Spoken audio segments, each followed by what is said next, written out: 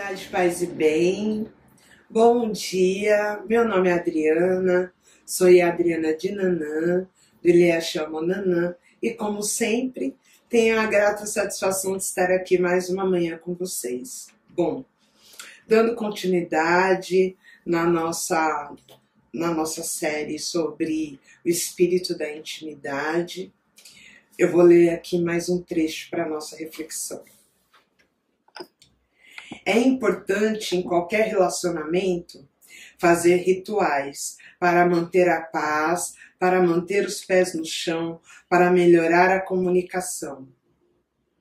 Existem rituais que ajudam os casais a reafirmar seu propósito, a contribuir com seus dons à comunidade e a compartilhar as dificuldades dos outros, para que não fiquem envolvidos somente com as suas próprias questões. Bom, lembrando, né, que a Sobonne Fu, ela fala da cultura da comunidade da Gara, onde ela nasceu e cresceu em África, ok? A gente está falando muito, o espírito da intimidade tem falado muito de relações em si, né? Não só relacionamentos afetivos, amorosos, mas muito da relação com a comunidade também, dos lugares onde a gente frequenta e tudo mais. Do quanto é importante, né, o papel da gente servir a comunidade. Mas, nos últimos episódios, a gente está falando muito especificamente das relações amorosas, né, do casal, da importância do casal, da importância de se pensar estruturas e formas para que os relacionamentos durem. E não apenas durem, mas que as pessoas sejam felizes no relacionamento. E a comunicação, né, ela é fundamental. E ela fala muito dos rituais. Quando fala de ritual, a gente pode pensar em rituais religiosos. Ah, então eu tenho que fazer ebó? Ah, então eu tenho que ver lá com o meu pastor? Ou eu tenho que ir na igreja fazer missa? Não importa, fazer novena. A gente pode estar falando disso sim, que, né, no caso dos da Gara, tá falando disso sim, de rituais religiosos, né? Mas a gente também pode pensar em outras estruturas de rituais. Cada casal tem que ter os seus rituais para garantir a manutenção do grupo e da família, sabe?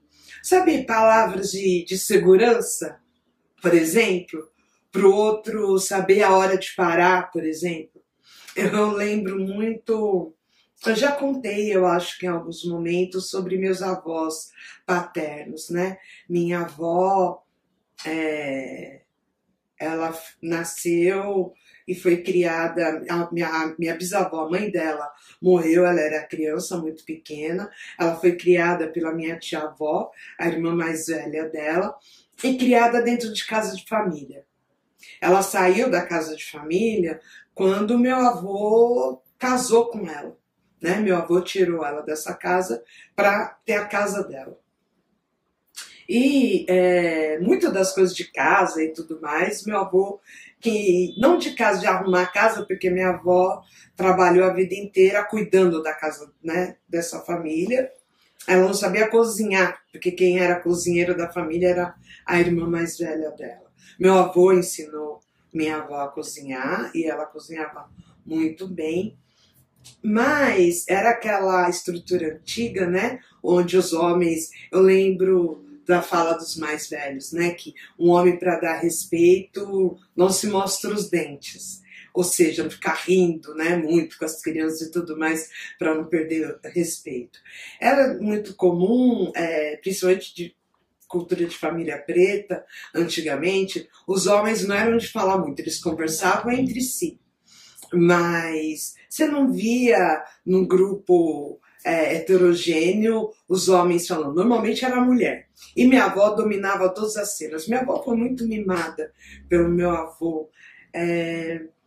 E às vezes ela exagerava. Eu lembro nos almoços de família, às vezes minha avó exagerava, e aí, né, numa piada, no comentário, numa fofoca. E aí o máximo que eu via meu avô dizer era Aninha. Minha avó já sabia. Meu avô chamava Mário e minha avó Ana. Minha avó já sabia que tinha exagerado. Então, imediatamente, eu não tinha cara feia, não tinha bate-boca, nunca vi meus avós brigando. Imediatamente ela já mudava o rumo da conversa, já dava uma risada, ninguém, né, não virava climão na mesa. Com certeza, né, imagino que eles tinham seus momentos, eles iam conversar em algum outro momento, se fosse o caso, mas às vezes eles estavam tão bem alinhados que ela já sabia que tinha extrapolado e estava tudo bem, não precisaria talvez criar uma grande DR, né, por causa disso. E ela respeitava ele e ele respeitava também o espaço dela. Ela era a grande matriarca, né? E ele era o apoio dela. E ele ali calado. Meu avô quase não falava. Eu lembro, a única vez que eu lembro assim de uma conversa mesmo. Tive poucas conversas com meu avô, era sempre muito minha avó. E eu nunca esqueço um dia que ele, quando eu fui no meu primeiro trabalho, que ele sentou comigo para conversar um dia antes de começar a trabalhar, eu tinha 14 anos, no meu primeiro emprego, e ele disse, Adriana, não, ele disse, minha filha, você vai começar a trabalhar amanhã, chegando na empresa, seja sempre educada, trate bem todas as pessoas, do assessorista ao presidente da empresa. Eu gravei isso e eu trago o som da voz dele até os dias de hoje, né? Então não é que ele era fechado, sisudo, não era amoroso, não é isso. É que ele permitia e ele fornecia toda a estrutura para que minha avó fosse aquela matriarca que tivesse tudo à sua mão para que ela pudesse fazer seus gostos e fazer o gosto dela, ela poder fazer os gostos dos netos, por exemplo.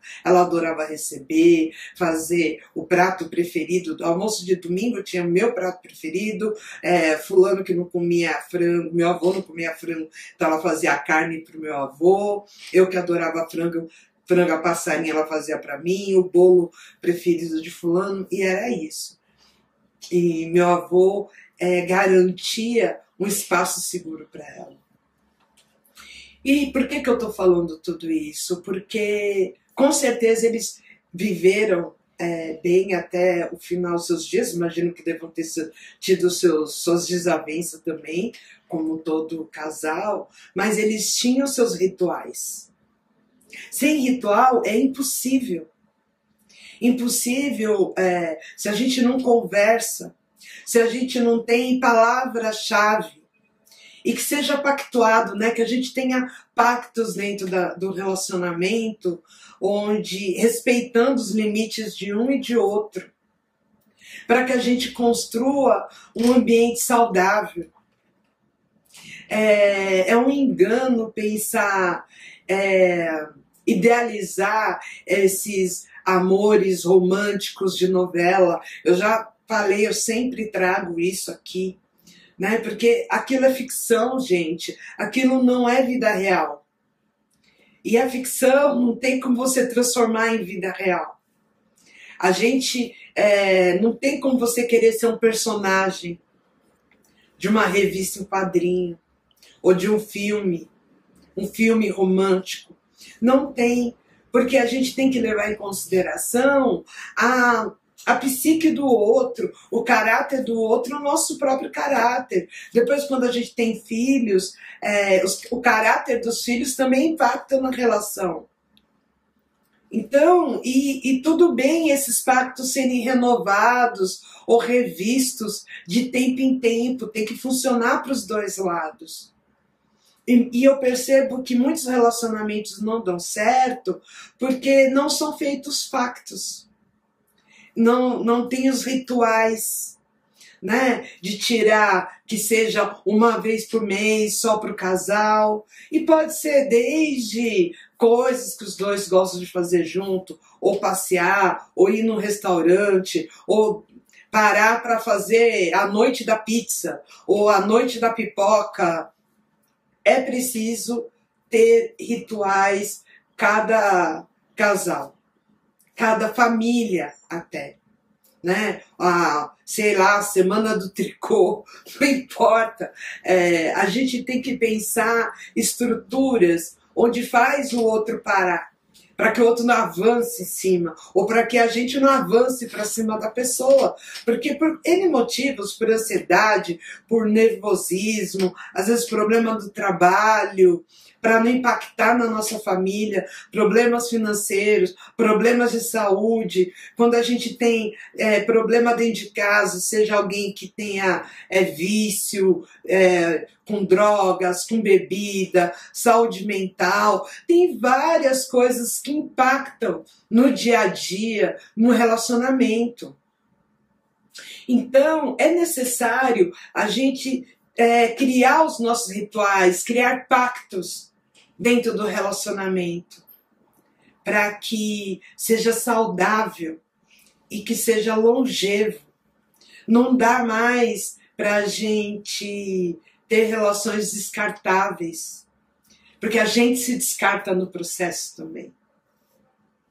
Bom, espero que vocês tenham gostado da reflexão do dia de hoje. Um beijo grande e até semana que vem.